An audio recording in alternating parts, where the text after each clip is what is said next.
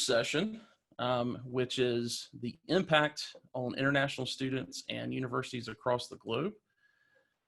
There's nothing like being in a foreign land and being told that due to public health or a political issue that you must leave immediately. I don't know if that's happened to you. It's happened to me right after 9/11. So I've been in that situation. But if you don't leave immediately, you're going to risk being stuck until circumstances will allow for resumed travel. It's one thing when you're traveling for business or holiday and receive that news, but when you have invested thousands of dollars, sometimes years of your life to complete a degree or research in another country, that news carries a lot of other implications.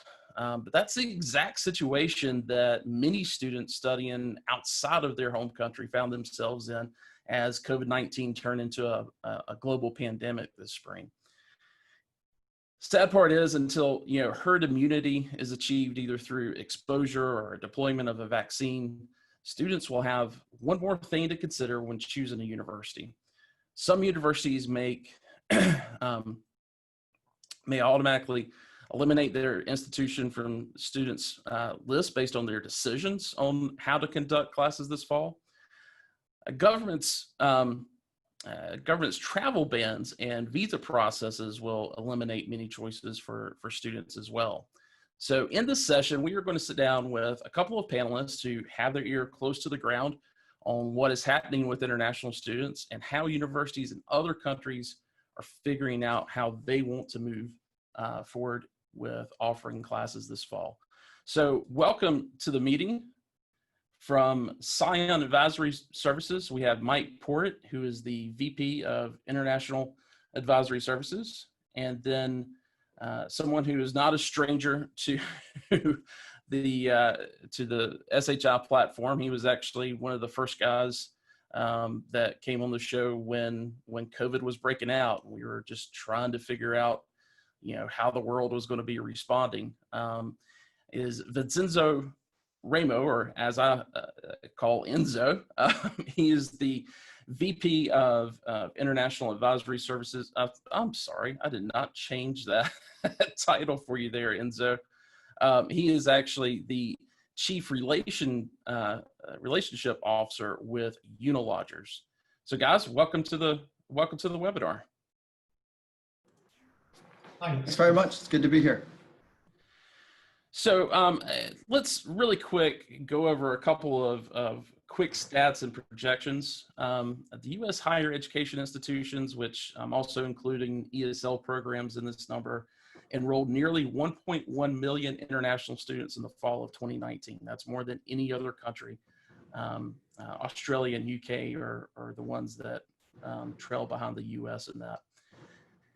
International students make up 5.5% of the total U.S. higher education population. Half of these students come from China and India.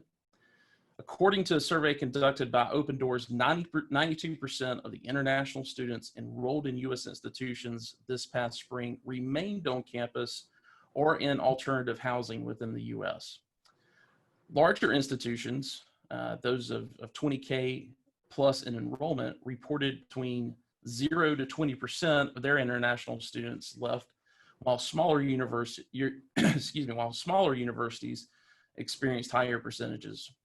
Back in April, the Institution of International Education is estimating a 16% decrease in enrollment of international students, and an updated report from the IIE is due out next week. So be on the lookout for that as well. So there's three main factors that we all agree will impact how many international students will be enrolled in the U.S. this fall. The first one is the ability to successfully apply to institutions, secure placement, and travel to the U.S. So let's talk about recruitment and outreach. According to IIE's recent survey of 138 U.S. universities, 67% canceled all recruitment and outreach travel to other countries this past spring. Honestly, I'm surprised that number wasn't 100%.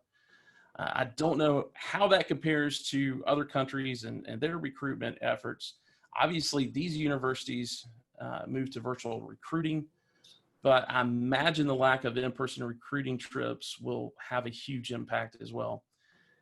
Enzo, you were the head of international student recruitment at, and later the director of the international office at the University of Nottingham in the UK. I'm just curious, what are your thoughts on how this lack of in-person visits will impact recruiting, not just in the US, but across the globe? Yes, thanks, Wes, for inviting me back on one of your shows. I thought it was a really odd question, the way it was posed, a rather old-fashioned view of international student recruitment, perhaps. I mean, certainly in my day, 20 plus years ago, we relied very heavily on university staff getting on airplanes and traveling overseas to hand out university merchandise at education exhibitions. But we've all moved on a really long way since then. We've become much more professional as a sector. We make much more use of a wide range of tools to reach our future students. And all I think COVID has done is to force us to rebalance our use of some of those tools. So, let's first think about in-person activity. So not all of the countries in which the US or the UK has been recruiting students locked down straight away. And universities from the USA and the UK and the US have people on the ground in country on a permanent basis. I think we sometimes forget that. In India alone, they're estimated to be between 150 and 200 overseas university offices in that country. And that includes American universities like the University of Arizona, the University of South Florida. They've both got permanent bases in Delhi. So they were there operating on the ground, of course, before lockdown. And of course, US universities also have a large number of joint programs, joint institutes, and other forms of transnational education overseas, which feed into that recruitment funnel into their universities. Now, I don't know how important the T&E pathways are to US universities. I'm guessing quite important, but certainly here in the UK, they are hugely important. From China alone, about half of all new students that enter UK universities each year come through one of those pathways. So, we don't have to go out to China and recruit those students each year. They're already on a pathway coming to us. And then I think for US, I think one of the things that's interesting is US universities have now started to work with student recruitment agents much more. And I think if a university is appointed well and has good due diligence in the appointment, good training, good support for their agents, then they're your people on the ground. And I think what's happened with COVID is that we've all had to rely a little bit more on agents. And hopefully we're seeing them as extensions to our recruitment teams, particularly those universities that don't have offices in country. And then finally, we're all using technology much more, just like we're doing for this seminar that we, one day might have done face-to-face, and hopefully we'll do again at some point. And so we're using a whole range of tools, and we're communicating with students more in their time rather than when it's convenient for me. So in many ways, I think, we were already much more advanced than getting on an aeroplane and flying overseas to do a recruitment fair. And all COVID has done is forced us even more to use some of those tools that we were already using. It's not about getting on an aeroplane and handing out some flyers. Mike, any observance from you and Sion on that same question? I think in terms of the international students being recruited, it's less about the recruiting and it's more about the competition, and then the impact of where COVID is really hot and where it's being handled better. The US has several states right now that have big higher ed populations that it's getting pretty out of hand. And then how quickly will that resolve? And then the other issue related to competition is that probably in the past, the US, Canada, UK, Australia have been the big four for English language education. The reason that Canada has risen up so much, and Australia similarly, is they've changed immigration policies so that if you come to Canada as an international student and you stay 2 years full-time education, you get fast-tracked to permanent residency. And so that's why we've passed the UK. Australia is just a little bit ahead of us. And for a country with less than 40 million people, we're only 300,000 or 400,000 students shy of the US, which is, more than 340 million people. Interesting. But that's all immigration policy issues that have made Canada more attractive, and the quality of the education is considered equal. And then the other element of competition is and COVID has accelerated this. In countries like India and China, where their higher ed infrastructure has been growing rapidly, both in size and quality, one of the biggest competitors for students from China in India, instead of being Canada, UK, US, and Australia, is now China and India. Sure. And they are actively setting up. I was on a webinar based in India just last week. And they're starting to show the numbers of how they are so actively trying to create 2+2 programs and get them started in time for this fall, where they can stay home in India, study at a high quality institution, because the quality of education there has gone up a lot, and then come to whatever that country is going to be for the last 2 years, with the idea, hopefully, that COVID will at least be under control, if not eliminated. But if 2+2 becomes the norm for students from those countries, as opposed to all 4 or 5 or 6 or 7, depending on how well you do, thinking back on my own undergraduate experience, if 2+2 becomes the norm, that has a significant impact on the number of students coming over long-term. Not so much short-term, but long-term, that could be a big impact. Yeah, I mean, 2+2 is already the norm here in the UK for Chinese students. And I think that's one of the reasons the UK is much more exposed than some of the other countries that you mentioned, Mike, because half of our students are new each year, because we've got this 1-year masters, so that constant turnover, and then students coming from China and Malaysia who are not coming for all 3 or 4 years, but coming for just 1 or 2 years of their program. So we're a little bit more exposed than you guys in the US. I think the other important point that you mentioned and alluded to was kind of perceptions. It's perceptions of the US, it's perceptions of the UK, it's perceptions of safety. And we know that safety is always top of the list of issues that, well, students, but in particular their parents have. Well, let's move over to talking about securing placements, and you'll have to give me that graphic there is a little may come up a little not so high res, but this also came out from the IIE as well, with 84% of institutions that have put in new measures in place for international student recruitment. A lot of universities realized even before there was a declared pandemic that COVID-19 would pose issues with international students securing placements, just due to closures that would prevent getting official transcripts and attending visa interviews. So Enzo, out of this list, what do you think offers a university the best chance of securing international students? And is there anything not on this list that universities should be offering? Well, let me say a couple of things. First, I was frightened by this list, but you're telling me that there were institutions in the US that weren't offering online submission of applications? My God, you're in trouble. I know. When I saw that, I was really shocked, but yeah. Anyway, look, putting that to one side, I don't think it's as simple as one measure or 2 measures. I think it's about flexibility in general.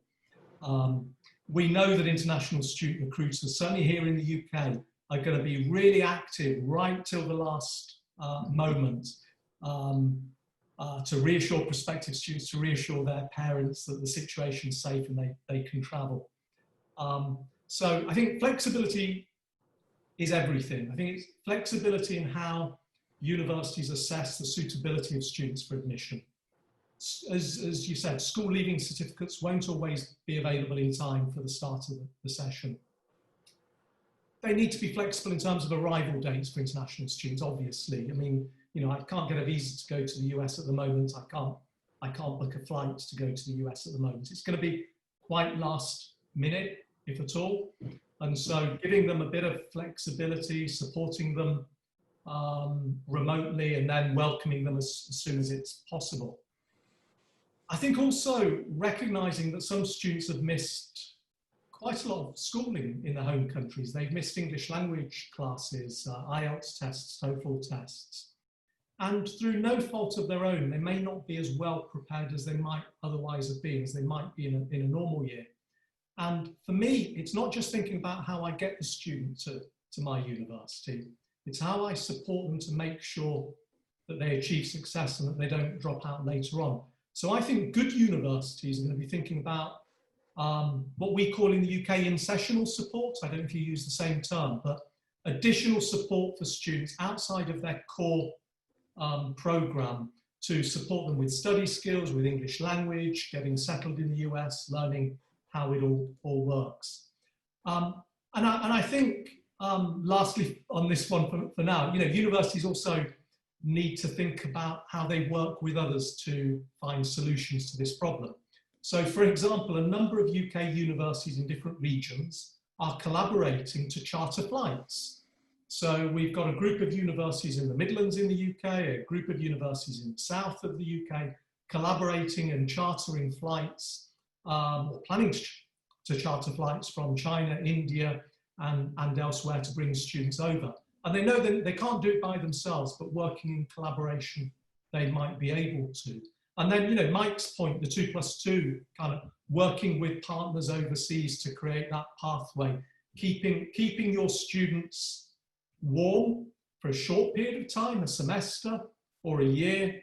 I think Mike, the 2+2 is going to be very difficult to get up and running for this September because China, India, the regulatory environments are hell.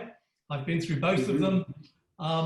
But you know, there might be ways of working with partners where the student is still studying remotely from your university, but within a supported environment.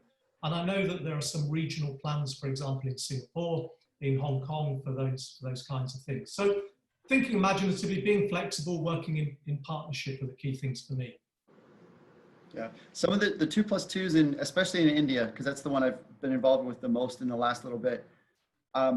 Some of them they have formally arranged in a hurry, and then other ones it's been more of a publicity of, we know the other countries want them to happen because they're worried about people not coming at all.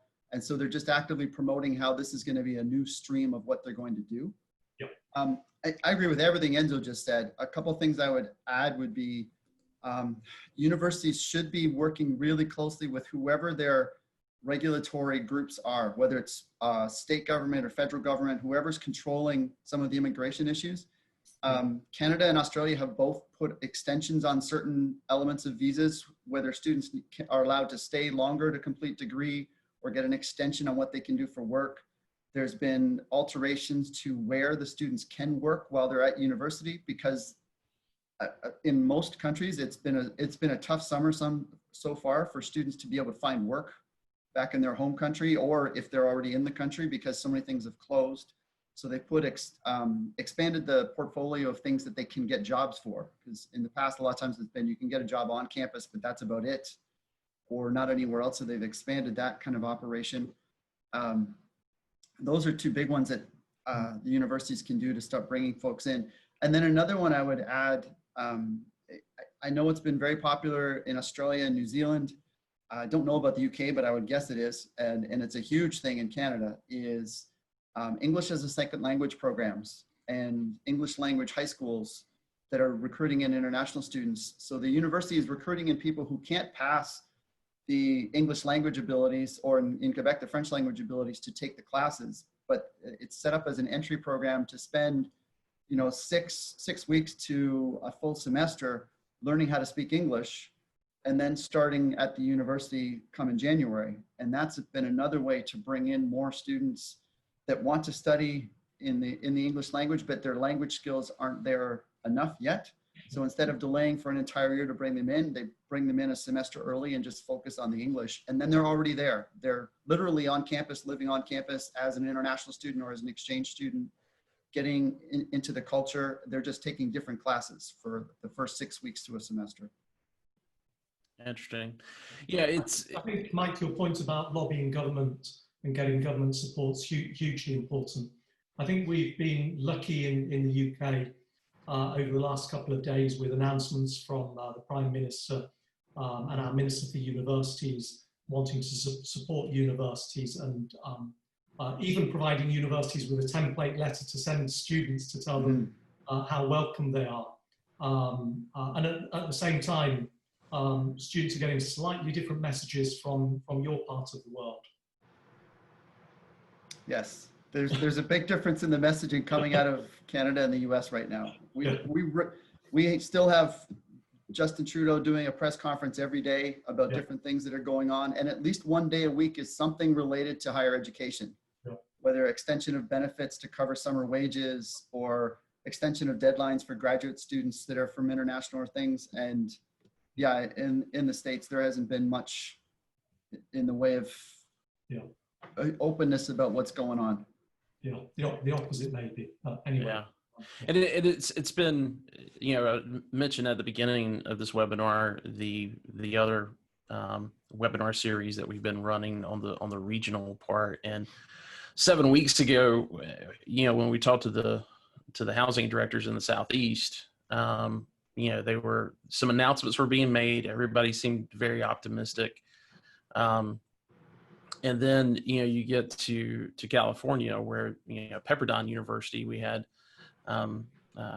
Robin Gore, who's their director of housing and associate dean of student affairs, who, you know, they moved the start date up 2 weeks so that everyone could go home.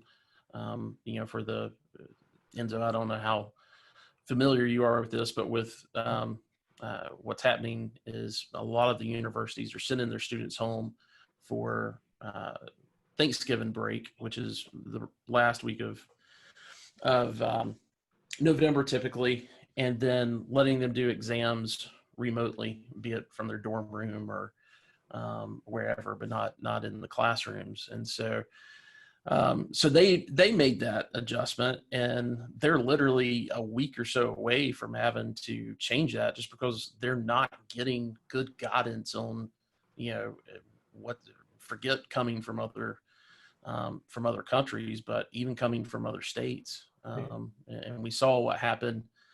We'll talk about this a little bit more in just a minute, but you know, we've got 3 states, you know, Northeast states here, that have put in travel bans for states that are now having increases in hospitalization. So it's going to be interesting to see how universities have to approach those quarantine regulations. Yeah, the schools in Canada have basically for the last month said it's going to be 99% online only across pretty much the entire country. And I do think that while some people worried that would push people away, I think the clarity of knowing that that's what it's going to be for the first fall, and then some have done adjusted schedules to send students home earlier in fear of a second wave, and then do the lab courses all in January, and maybe extend the semester in the spring a little bit longer. I think the clarity has helped because we haven't seen the international student enrollments, projected enrollments, drop nearly as much as people feared. Yeah. I've got to imagine that universities will be very understanding to students who are not able to show up on campus due to travel plans, with most universities offering a hybrid approach to classes and making sure that most classes have an online option for instruction. The universities are probably in the best position they've ever been to allow those students to begin classes remotely without being on campus. But, you know, many of these international students are securing off-campus housing. So, Mike and Enzo, what are your thoughts on how housing providers should work with these students that find themselves unable to travel? Should they require rent payment to to be made in order to hold the space, or, should they terminate the lease, especially if they're able to backfill with other students who are ready to move in right away? Well, look, I think it's not just an international student issue. It's a student issue. Domestic students are also worried about, particularly in a country as large as the US, but even here in the UK, about what's going to happen at the start of term during the academic year, despite the reassurances that they've been given by universities. Look, what I can tell you is what's happening here in the UK, and what we're seeing is a large number of the private housing providers have introduced what they call their COVID-19 policies, where they allow some flexibility for cancellations free of charge or changing tenancy dates if the student is unable to travel because of COVID-19, or because if the university changes their travel dates. And what we're seeing on the Unilodger's website is that both domestic and international students, so it's not just an international student issue, are much more inclined to book their property if the provider has one of these so-called COVID-19 policies.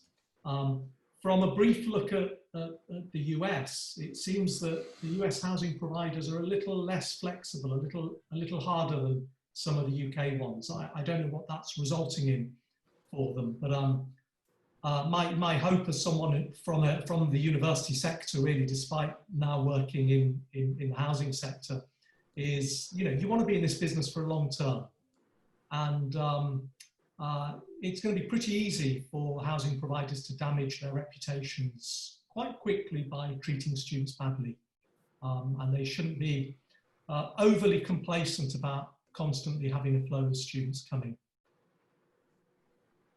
Yeah, I would echo everything Enzo just said.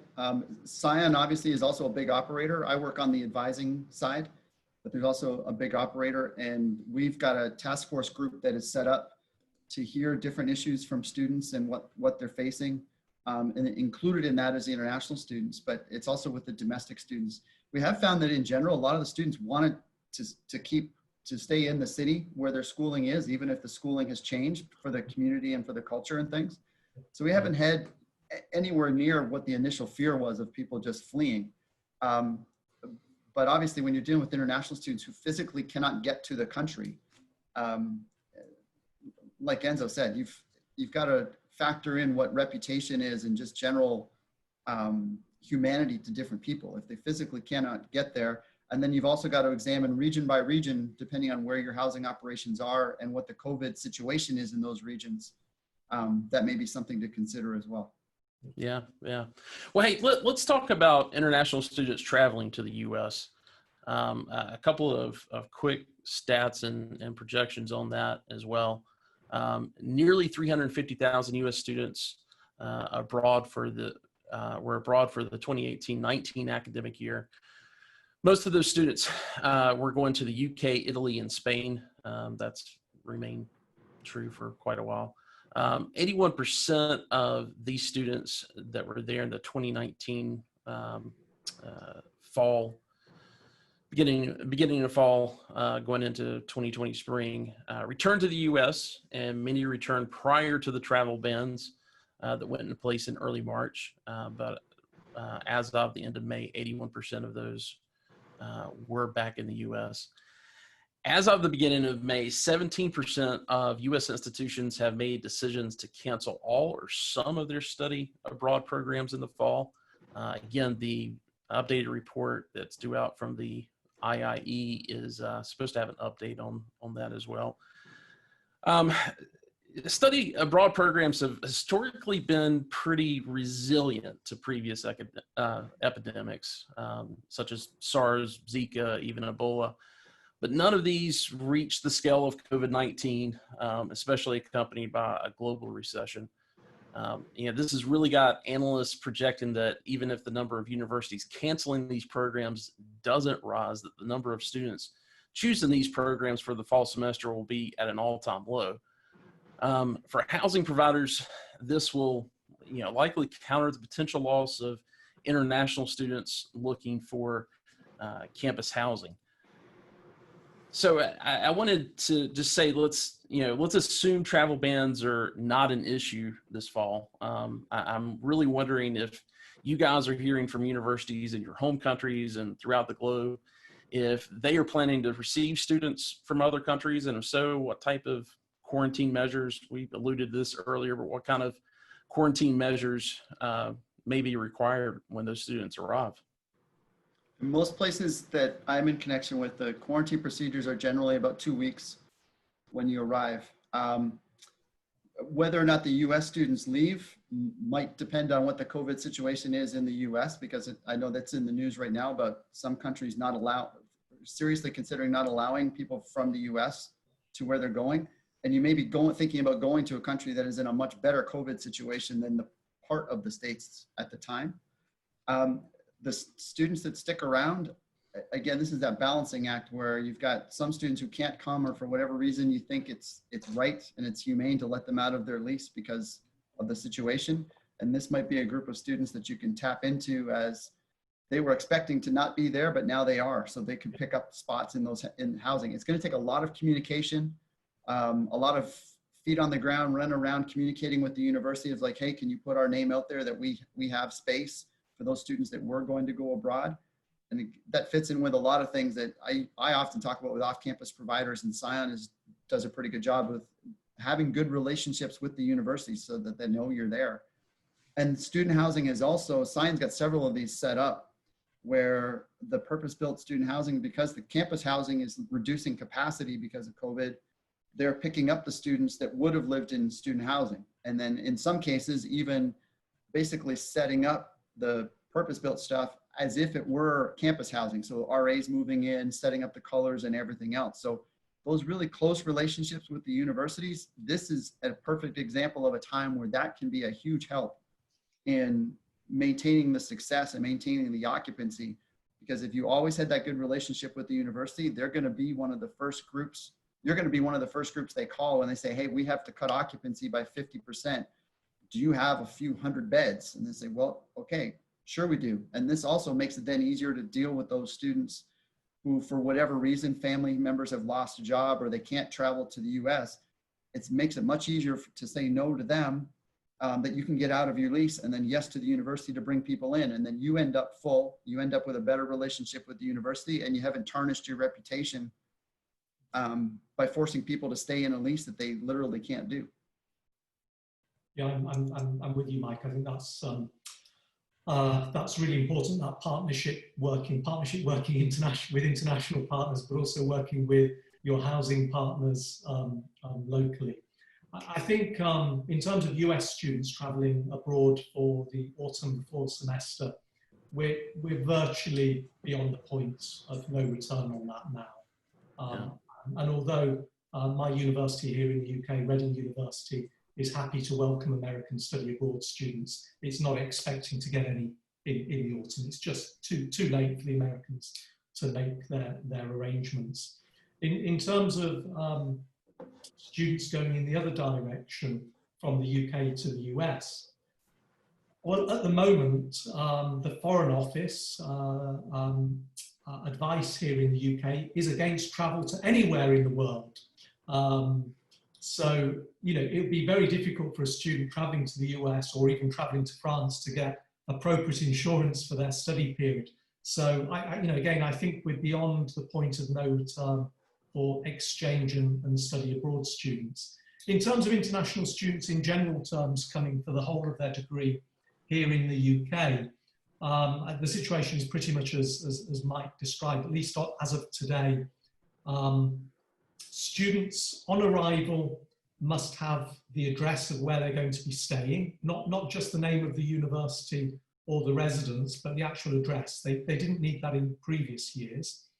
And when they get to that address, they must go into quarantine for 14 days. So I was on the Reading University campus last Friday, and they're making arrangements, as to the private housing providers in Reading, in an ideal world, to welcome international students a couple of weeks early so that they can quarantine before the start of term. One of the sad things is that they're probably going to house these students all together it's not what we normally want to do in universities. We like to have our students mixed, but if you've got some students in quarantine and some not, then, that's one of the things you've got to do. They're thinking about how do they get these students their basic necessities for 2 weeks, whether that's, well, it's all the things that they need when they arrive at university, but including food and other basic things. So it's quite a job for universities. And one of the things that I know Reading is doing is thinking about an emergency area within one of the residences for students who maybe arrive and have symptoms, and they can place them in, not just in quarantine, but in deeper self-isolation. Of course, by the time we get to the start of the academic year, who knows whether these quarantine measures will still be in place. One of the other things that's come up for me this week, I've done a couple of webinars for prospective students and their parents. And on 2 this week, I was asked by parents, can I come with my son or daughter at the start of term? And, I know when I was at Nottingham, I used to welcome large groups of international students' parents. And my advice to the parents on those webinars this week is don't come. The universities don't want you, the nicest possible way. They don't want people coming on and off campus. They're trying to create what we're calling in the UK social bubbles. And if your mum or dad is constantly coming on and off campus, that's a problem. And I've seen that UK universities are also telling their domestic students when they arrive, please don't come with more than one parent, and get them to drop you off and then disappear pretty quickly. Yeah. So Enzo, and what you were saying earlier about quarantine, and this is what, as a U.S. operator, this is where my head goes to. If we're to require students here to do that is for 2 weeks, is that most of these universities have already moved up a week to 2 weeks, which for the off-campus operators who typically have leases ending on July 31st, it means that their period of summer turn is, dropped from 2.5 weeks to maybe a week. And now you're talking about international students that could have, signed a lease a year ago, but, probably more like 3 months ago. Probably not, more like in the past couple of weeks.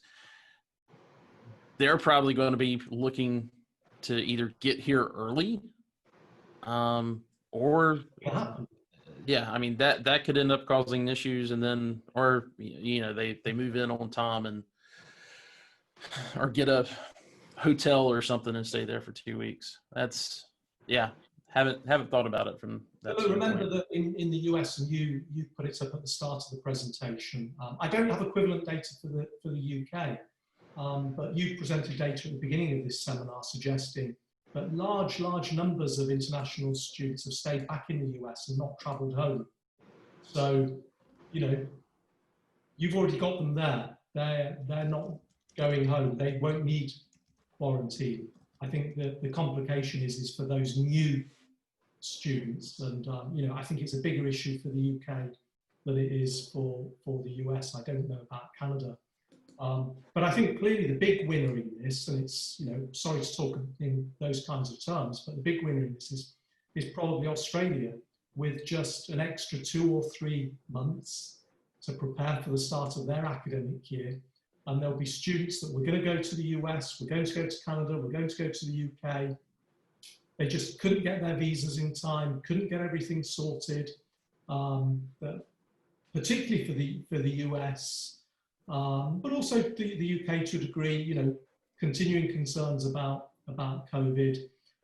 And I think there will be students, and I've heard from agents that have said this, that there will be students that were not looking at Australia, but don't want to lose a year, don't want to go online, and actually Australia will work for them. We'll see. Yeah. So let's move over to start the keynote back up here again. So I want to talk about reopening. There's been a ton of debate in the U.S. about the best approach to opening campuses, and if 100% remote study should stay in versus 100% remote study should stay in place. A lot of the decision-making process around this issue is a delicate balancing act of the university's financial health versus the public health of the student body, and of course the surrounding campus community. The three of us got into a bit of a debate on this topic on LinkedIn several weeks ago, and we stated that we needed to give it a few weeks and come together and discuss how this issue is being debated in other countries. Based on your observations, what are you seeing? And I know we've talked about some of that already, but what are you seeing around the globe as it relates to how universities and governments are approaching this reopening of campus debate, and things like taking temperatures and wearing masks and all of those things? Can I just say something about terminology, and I'll let Mike get in. Sure. But on terminology, for someone who spent 30 years in universities, a lot of colleagues in universities, they will take exception to you using reopening of universities. Universities have not been closed, they have been open. My colleagues have been working super hard trying to support students online and in all sorts of other ways. Specifically campuses. It is written that way, campuses. Huge amount of work that they're doing on COVID as well. So I'm sorry to be picky on that, but it's a really sensitive topic amongst colleagues. Absolutely. Yeah, but I'll let Mike give you a proper answer. I think one of the most valuable things that's come out recently is the research around the touch points issues, and then how the virus spreads, and that it's much more effective at spreading when it's coming out of your mouth as opposed to touch point things. So that, if people take that really seriously, there are a lot of things within housing and within the rest of the campus that I know there's lots of countries that are generally, freedom, but people just got to wear a mask. Like the research behind masks preventing the spread, especially with asymptomatic and low symptomatic people, which is a large part of the student population, because the younger you are, the more you have tended to be asymptomatic or very low symptoms. You got to wear a mask in class when it's physical classes. If the folks that are living in residence, walking around campus, in the cities, in the pubs and the bars worry me far more than the residences and being on the campus. People have got to wear a mask. That goes for the professors and the students and everything else. And if that happens, and if people take the social distancing seriously, and if they, think about creative ways of doing things within campus housing, like physical separations, using curtains in double rooms. Like personally, I don't think you really need to single out all of the double rooms. If there's a reason hospitals have curtains that they pull around the beds. You can do the same thing within double rooms. And in fact, there are a lot of old style traditional buildings that used to have things like that to physically separate. So I think there are lots of ways to do it, but the primary thing with the student age population and in the close quarters, that even if you're doing social distancing and reducing capacity of classrooms and putting a lot of things online, is wearing a mask has got to be as normal as putting on your shoes for at least the fall semester, if not going forward. Yeah, I'm not really sure. A lot of the other places. Yeah, I've questioned it from the get-go as to why, why health officials, at least here in the U.S., were saying, it's not effective.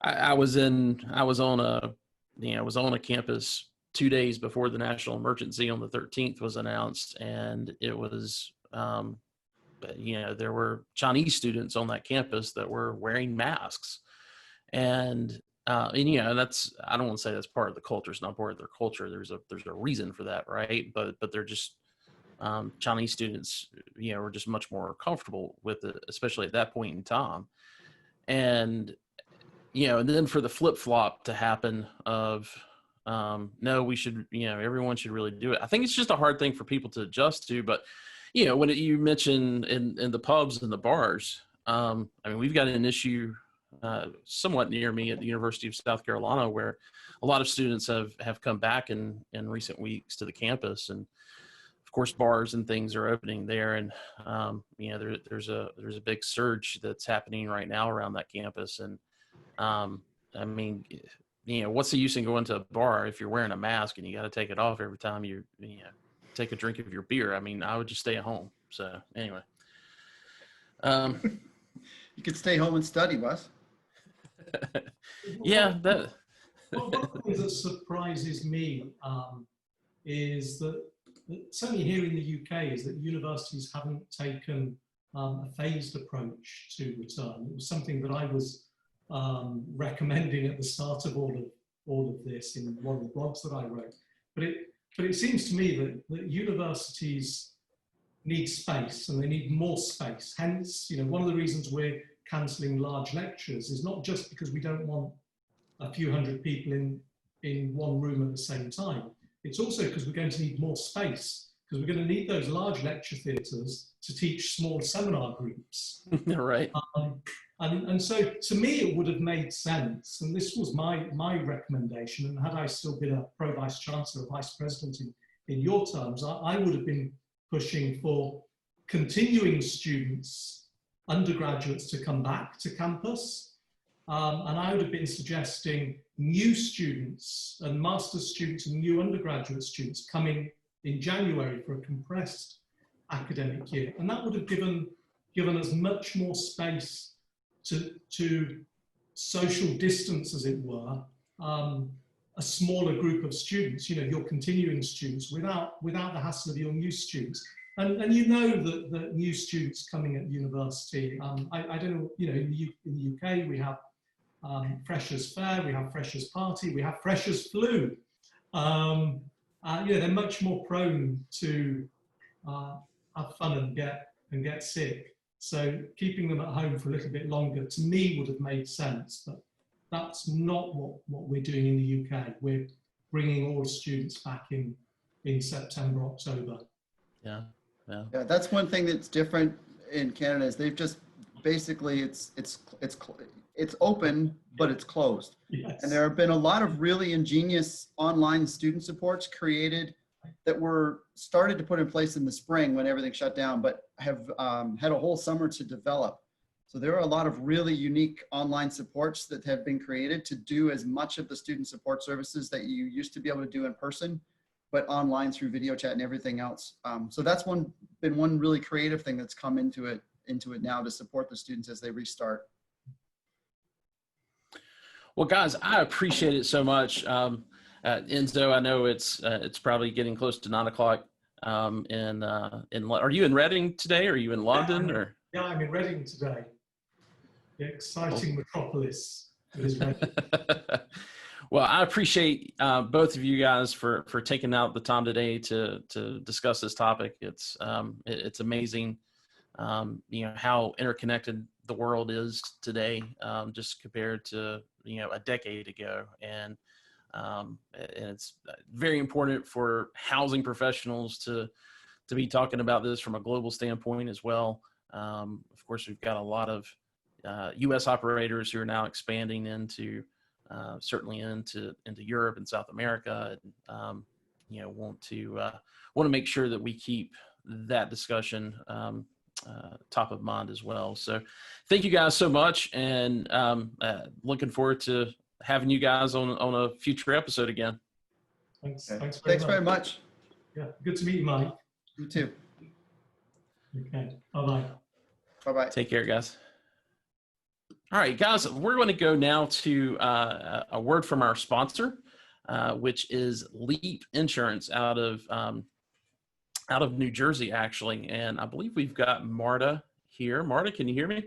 Yes. Hi, Wesley. Thank you so much for having me. Well, fantastic. Well, thanks for joining. You're a new voice for Leap when it comes to Student Housing Insight, because it's typically Mike Davies who's talking with us, but you are a national account manager with Leap, and he is out at a dentist appointment today, and he said, I have absolutely zero worries that Marta can, that she's going to be able to handle this. So Absolutely. I think he was very relieved that he's got you in his back pocket now. Yeah. If you will, tell our audience a little bit about LEAP, because I know based on the conversation we just had about folks, international students, maybe not showing up, there's some things that you guys have been able to do in the past, certainly pre-COVID with some of those situations. I think it's just a wonderful, wonderful service that you guys provide, and it's been a part of a lot of conversations in these national operator calls in the past several weeks as well. Absolutely. Thank you again for that introduction. So LEAP, we are a third-party guarantor or an institutional guarantor, however you like to refer to it. So what we do is we reduce the barriers for applicants to gain access to your communities by providing an additional screening for any applicants who need a cosigner, whether they don't have a personal cosigner and they can't qualify on their own. If they have a cosigner who doesn't qualify or is refusing to provide documentation, which we know happens sometimes. And then of course, if you do have international applicants who don't have a domestic cosigner, any of those type of situations, we can absolutely assist. Our program is completely free to the communities. Our fee is paid by the applicant, which means that we can take as many referrals as the property is willing to provide us. And we do have a very high approval rate for students. The benefits to the community is outside of just being a completely free program, we are guaranteeing the rent for the students. So if they were to ever skip, or if they were evicted, or if they were a no-show, we provide coverage for any of those situations. So we do actually provide coverage for the full term of the lease if there is a skip or an eviction. For a no-show, we actually provide 3 months worth of coverage. And in addition, we also have as a bonus coverage up to $1,000 of legal fee coverage. So there's definitely plenty of benefits because it is protecting your rent roll for any applicants that go through the LEAP program. And it's also going to allow you to acquire more leases, increase your pre-leasing. And then if you do have those international applicants who sign a lease and they're unable to make it, we will be there to provide you with up to 3 months worth of coverage there. So it's definitely, there's a lot of benefits to the program. There's not a lot of downfall because it's at no cost to the community. We do have opportunities for revenue share if we want to go with an exclusive agreement, but outside of that, there's no contract, and it's a win-win for the student and for the community. Well, fantastic. Well, I appreciate you sharing that, and then also I know that you've got a virtual booth in the exhibitor portal as well, and I know people can get some more information on that if they're joining us through FeedLoop. But if someone wants to go to your website, it's a little bit of a different website as far as the name. So if you could give that for everybody really quick, that'd be great. Yeah, absolutely. So you can reach us by just going to leapeasy.com. That's LEAPEASY.com. There's a wonderful frequently asked questions section there for renters and for landlords. So we are very happy to help, and it doesn't take any time to get enrolled in our program. So feel free to reach out to me if you have any questions. I'll be available in the exhibit hall, and all of our contact information and some materials are also uploaded there. Fantastic. Well, I appreciate it so much. And Marta, tell Michael we said hello, and hopefully at some point in time I can travel to New Jersey again and see you guys. Will do. Thank you, Wesley. But I'm not going in quarantining for 14 days just so I can see you guys, just so you know. No. Thank you.